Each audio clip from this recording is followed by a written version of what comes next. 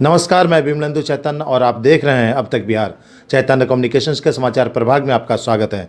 आइए चलते हैं आज की पहली खबर की ओर।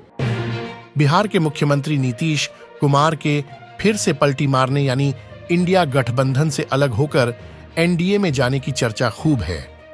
साथ ही ये भी अफवाह खूब चल रही है कि आने वाले दिनों में जेडीयू में बड़े संगठनात्मक बदलाव होने वाले हैं। इस पर जनसुराज के सूत्रधार प्रशांत किशोर ने कहा कि नीतीश कुमार के राजनीतिक जीवन का ये अंतिम दौर चल रहा है। नीतीश कुमार को खुद नहीं मालूम है कि वह कहां हैं और कहां रहेंगे। इतना मैं जरूर कह सकता हूं कि लोकसभा चुनाव 2024 के पहले अब उनके पास कोई विकल्प नहीं है और उन्हें चुनाव तो महागठबंधन के साथ ही लड़ना होगा। इसीलिए नहीं कि वह पलटी मारना नहीं चाहते हैं, बल्कि इसलिए कि पलटी मारने के बाद कोई लेने वाला भी तो होना चाहिए। अब आज की तारीख में उनको कोई लेने वाला भी नहीं बचा है। नीतीश कुमार राजनेता और जदयू दल के तौर पर बहुत बड़े बोझ बन गए हैं और जो भी इस बोझ को उठाने की कोशिश करेगा वो भी उस बोझ के तले दबकर मर जाएगा।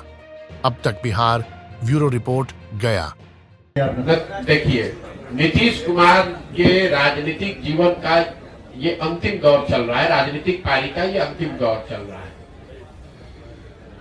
नीतीश कुमार को खुद नहीं मालूम है कि वो कहां हैं और कहां रहेंगे। इतना मैं जरूर कह सकता हूं कि लोकसभा से पहले अब उनके पास कोई विकल्प नहीं है। उनको चुनाव तो महागठबंधन में ही लड़ना पड़ेगा। इसलिए नहीं कि वो पलटी मारना नहीं चाहते हैं, इसलिए कि अगर पलटी मारेंगे भी तो कोई लेने वाला भी तो होना चाहिए।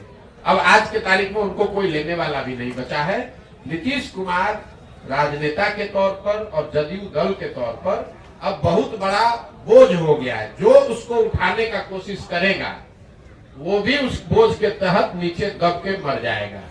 जहां तक आपने कहा राष्ट्रीय कार्यकारिणी की बात, तो नीतीश कुमार का अपना तरीका है। वो ताश के पत्तों के तरह नेताओं को अपने पार्टी में ऊपर नीचे करते रहते हैं और यही वजह है कि 18 साल से मुख्यमंत्री रहने के बावजूद उन्होंने अपनी पार्टी में कभी कोई एस्टेब्लिश्ड ऑर्गेनाइजेशन या कोई सेकेंड लाइन लीडरशिप बनाया ही नहीं। किसी को लाते हैं, उससे काम निकाला। मान लीजिए 14 में हम पर उन्होंने दाव लगाया, हमको लेकर आए, घोषणा कर दिया कि यही हमारे उत्तराधिकारी हैं, यही आगे रहेंगे। 14 में चुनाव जीत गए। उसके बाद सोचते अच्छा प्रशांत किशोर कहीं बड़ा ना हो जाए तो इसको हटा के अब दूसरे को बढ़ाओ। इस चीज का मलाल है सर आपको? बिल्कुल मलाल नहीं है। आप हमको नहीं जानते हैं। हम जीवन में वो लोग नहीं हैं जो किसी निर्णय पर मलाल करें। हमारे माता पिता और हमारे गुरुओं ने सिखाया है कि जीवन में जो आप काम करते हैं उसके अगर उसमें आपको कुछ गलती हो जाए तो उससे दो रास्ते आपके पास है। एक, आप अपने निर्णय और अनुभव के आधार पर सीख सकते हैं, सीख कर आगे जीवन में गलती न करें ये कर सकते हैं, या उसका मलाल कर सकते हैं। हम मलाल करने वाले लोग नहीं हैं।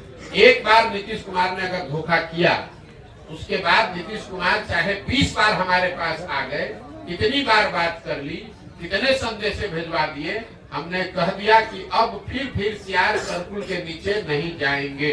हमको चाहे 1 बरस लगे कि 10 बरस लगे, अब नीतीश कुमार के साथ जाने का कोई सवाल नहीं है। नीतीश कुमार जब महागठबंधन बनाए, इस बार आपको पता चला जब बनाए तब हमको आकर मार्च में 6 महीना पहले आकर सबसे पहले हम ही से सलाह किया कि भाई अब महागठबंधन बनाना चाहते हैं, आप इधर आ जाइए। आप तो भाजपा के खिलाफ हमारी मदद करना चाहते थे। उस समय भी हमने कहा कि हम नहीं मिलेंगे, हम नहीं आ सकते हैं, आपको जो करना है वो कीजिए, हम अपनी नई व्यवस्था ही बनाना चाहते हैं।